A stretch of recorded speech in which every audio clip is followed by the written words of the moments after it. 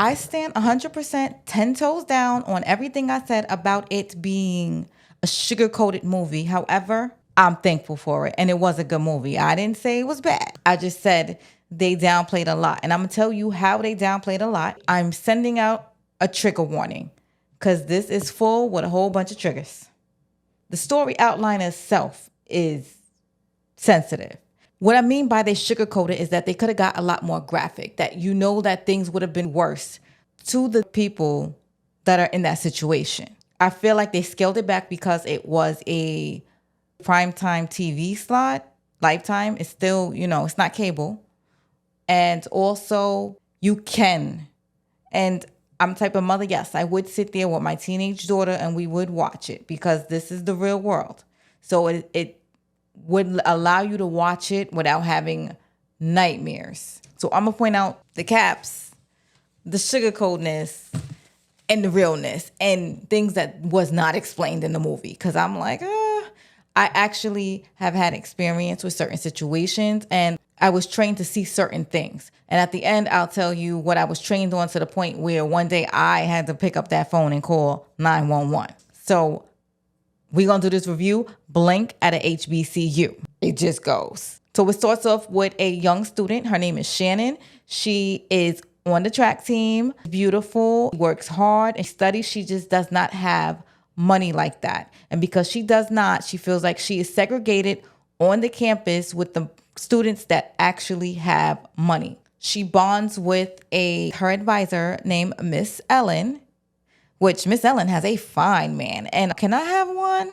The guy that she has, he is amazing. His family comes from money and he holds a nice position on the college campus. Now, I know most of y'all probably think it's very weird that Ellen did not publicly want to be in a relationship with him on campus. Now, I have been in her situation, and to be honest, because this happened to me where I'm like, I don't like people in my business, because sometimes when you deal with men that a lot of women flock to or want to be with, is a whole bunch of haters, a whole bunch of, oh, did you see him? Did you see that? It's like it becomes a public situation. So I very much get it. I am a low-key person. It's like celebrities in a relationship. Every 5 minutes, oh my God, do you know this person did this person did that?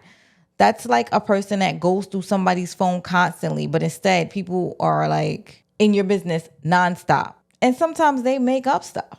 Matter of fact, I've had a situation where a whole female made up a whole story that checked out was not even true. So that's what I mean by having a lot of people in your business, especially when a lot of people like that person. But enough about me, because we came here for Notori Norton. I came there for Notori Norton. Hey, girl. Hey, how's power? So anyway, Miss Ella is able to bond with the student Shannon because she didn't have many friends either. She understood what it's like for Shannon on campus. So they bond over that situation to the point Shannon's always in her office, always in her face and stuff like that. Shannon meets this young man named, last name is King, drives a nice car and is always at the food truck feeding students. He is trying to find the vulnerable ones. He is finding the ones that nobody's going to come looking after if they disappear for a few weeks. And I like the fact that the movie harbored on things that you should and should not do. And yes, you never tell a person that you just met that you have no family support. And even in regular relationships, sometimes men that don't have that much good intentions try to find out if you're vulnerable and who you have, or pretty much who's going to kick their ass if they act the hell up or get out of line. So this guy King is buying her food at the food truck, and he's, consistently taking her out and stuff like that. And I don't know why, but he popped up on the college campus. I was like, yo, they don't check IDs up there in the HBCUs? I don't know. Y'all tell me how it's done. Because when I went to college, you couldn't get on that campus without having an ID. But anyway, this guy is waiting for her when she get out of class. Takes her out on another date. He finds out that nope, nobody's going to be looking for her. Then that's good. He makes his move and he slides something in her drink.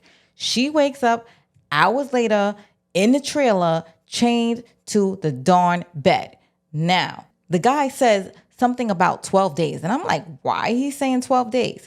They didn't elaborate in the movie while it was 12 days, But based on what I've heard, documentaries and other things, you're supposed to be pretty much doped up morning, noon, and night. And at 12 days, or I forgot how many days it is, it's supposed to be a serious habit to the point where you need it consistently. And because of that, then you're out there doing whatever you need to do because you're strung out. I can't say it no better than that. But I'm glad that they only showed him like giving her something to drink, stuff like that. Again, I told you I think they kept it PG, but it's good because you get to watch it with your kids and point out certain things without them having those nightmares. Now you get the advisor, Ellen, who is sitting there and she's like, listen, she noticed that Shannon is missing immediately when she gets back, but it's consistent. And she's like, hold on, something is wrong here. Nobody else knows Shannon. Nobody else cares. But it's just that Ellen bonded with Shannon in a way that it's like, no, this is not this type of student. Everyone is trying to tell her that, kids go through stuff. You don't really know these kids. Drop it. And this is where I say sometimes you just got to listen to your gut because she knew something was wrong. Now, I think this is, like I said, is based off of a true story or based off of stories. But this does not just happen on the HBCU campus. FYI. Now, it is very hard to prove if you don't live with the person and everything else that the person is actually missing and not ran away. So this is where Miss Ellen is running into problems. Miss Ellen's boyfriend, I felt like he was going to be a problem when he sat there and she was like, well, you're on the board. And believe it or not, he did not give her problems about it. Like, he was very supportive, in my opinion, over the situation, even though he didn't understand it. And like he said, he wasn't attached to the situation and he's looking at it like kids disappear all the time. But although he did not believe that something bad happened to the young lady, he supported his girlfriend full-heartedly. So back where Shannon is, he's hosing her down, cleaning her up. Now, again, this is where the movie panders because it's a network movie. The guy that took her did not do anything to her. And come on, it's the real world. Unless she was never touched and he was trying to keep that image of her, that type of industry and that type of work, the people are cruel. So they made him come through like, yeah, they had him yelling at her and stuff like that. But come on, you know damn well a lot more stuff would have and has gone down. But they made it seem like he doesn't touch her. He just hoses her down. He yells at her. He calls her a couple names and stuff like that and keeps her drinking juice. But he does insinuate that it's medicine in there. But again, this was for my sanity because I'm like, thank God they didn't go too much into it. It's a trigger. It's a trigger. I'm like an empath. I'm very sensitive to this stuff. So you see that there's an investigator watching him. And I'm like, well, why is this girl alone? That is very dangerous to be doing. The guy finally takes Shannon to go make money one night. And I guess she does whatever she's supposed to do, sadly enough. Just so sad. It's heartbreaking. You know what I mean? I guess you would refer to it as breaking her in. Miss Ellen is on a time schedule that she does not even know. She runs into the girl's friend. So this is where I call the ending. They started wrapping it up. They did the whole defining the situation. They made us grow to like the characters and stuff like that. In the middle, towards the end, they start wrapping it up. Now, all of a sudden, Miss Ella goes to the girl's friend and she's like, oh yeah, I seen her with this guy. His license plate is such and such. You know, everything is like piecing together. They're like, all right, let's wrap this up. Miss Ella goes, she finds the guy, she sees him, and he's doing exactly what he does, talking to other people. Now, I was like, listen, he gonna get caught anyway because he too flashy. You got that car that says your name on the plates. Like, come on, everybody could spot that. That's why I tell guys, don't be doing dirt like regular guys. We're not talking about these kind of guys. But like regular guys that be doing dirt and cheating and stuff like that. I'm like, yo, when you got those exclusive cars and everybody know your car, you can't be going around to this girl's house and that girl's house. Because I'm just saying, you know it makes it hard to cheat, right? But okay, be flashy. I'm telling you, that's how flashy guys always get caught. It be those exotic cars. So she goes and she sees him. He's very rude and nasty because he understands that she knows game.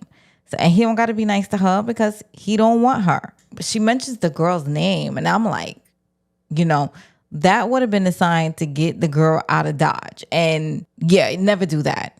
You never let nobody know that you're on to them, because whatever they're doing, they're going to be more cautious if they wasn't that cautious before. She finds out where the guy is because she follows him. And she is proceeding to go into the trailer by herself, unaccompanied. Nobody knows she's there, just like the investigator taking the pictures. The investigator comes out and sees her, like, come here. And the investigator happens to have the picture of the girl. Again, lazy wrapping it up. And it's not even lazy, but you know what it is? They had a story to tell. The story could go on for a long time. And they wanted to give us a happy ending, because most of these stories do not end in happy ending. So that is why I am not mad that they rushed the end for us, because I understand why they did it. Look, I'm showing grace to them. I am being very graceful. No, but I'm serious. I was like, listen, we need a kumbaya moment. So the pieces are just falling into each other. This is where it gets faker, though. The girl happens to have the picture of the girl. Fine. They kumbaya. Miss Ellen goes home. Eventually, the investigator goes in by herself and she gets beat up. Listen, real world, I don't think she would have been found. However, she's in the hospital and Miss Ellen comes and sees her. And it's like, oh, you know who did this? So Miss Ellen decides to put on her old military gear, which she seemed like she was so far out of shape. And it's not like she even has a weapon. You don't go into these places without a weapon. But again, this was movie lifetime being a movie. They let her in to go see one of the females because she pretends like she is a Patreon. But she was like telling the girl she's going to try to rescue her. And the girl starts screaming at the top of her lungs. I'd have been like, listen, miss, I was joking. Like, ain't no, like, don't be trying to get me in trouble because I wanted to help you. You know what I mean? Miss Ellen thinks better of it and she shoots back out. But as she's getting out, the guy is like, oh, nah, what's going on? You trying to take who? So she's able to get him with a taser that she has. So she does all of this 007 stuff with no, you know what I mean, a real weapon. She has a taser. She tases him, gets away, and then she gets into another trailer where she finds Shannon just there by herself. Again, they start throwing it together because they're trying to close this situation. They trying to close this big movie. You know what? They could have did it for 2 nights then, because the wrap up was a real wrap up. I was like, okay. But again, because I wanted my happy ending, I was like, yes, we're good. We're good with this. Finds the girl. At this time, King comes in and he sees her face. He remembers her from the food truck, and Miss Ellen overturns King with a whole weapon and uses his weapon against him. The girl takes his arm and chains him to the bed, and they call 911. Okay, I was just happy I got my happy ending. I'm not even gonna lie. But it was rushed. It was rushed, and at the end, it got like bubblegummy. But overall, I'm still going to say it was a good movie, but I'm going to tell you the situation. I think it's such a good lesson. Things are happening. And what I was trained to watch out for is people that are in the same facility, room, or everything, like, girls, teenagers and stuff like that, who seem like they should know each other, but they don't know each other's name and stuff like that. So that is one sign. Now, in the case that I saw something that wasn't right, I was in a store buying something, right? And I'm like, because I'm in the city, so I'm not paying it no mind, but it was like these 2 girls, they were like 15 years old, and they're holding each other's hands tight for like dear life and stuff. And I'm just looking at it and I'm like, oh, they're like cousins or something. The only thing is, the other girl gets up to the register and she does not speak English. So the girl holding her hand was like, anybody speak, whatever. She was trying to figure out her language. She didn't know. So I'm looking at her. I'm like, they're holding hands like they know each other. They're online and they're like together, like just holding on for dear life. And I'm like, she doesn't know what language this girl speaks. She doesn't know. She can't communicate with her. I was like, but it took me a few seconds, because when you first seen it, you just know something is wrong, but you can't place it. So I saw somebody rush them out and they get into a car with like 4 or 5 other people in the car. And then it hit me like right when they left, I was like, they don't know each other. Cause I'm like, yo, I couldn't figure out what was wrong, but it was the fact that they knew each other, but didn't know each other. And then they jumping in the car with a whole bunch of people and they zoomed off. So yes, I pulled out my phone. I'm like, listen, I have the receipt. I have the time. Can y'all get camera footage? But my prayers went unanswered. So be vigilant, be careful, pay attention, because they in your neighborhoods. It's just what it is. That's why it is. Anyway, like, comment, subscribe. Sorry I had to be dark tonight, but I'm AminaSeenIt, and I love you guys.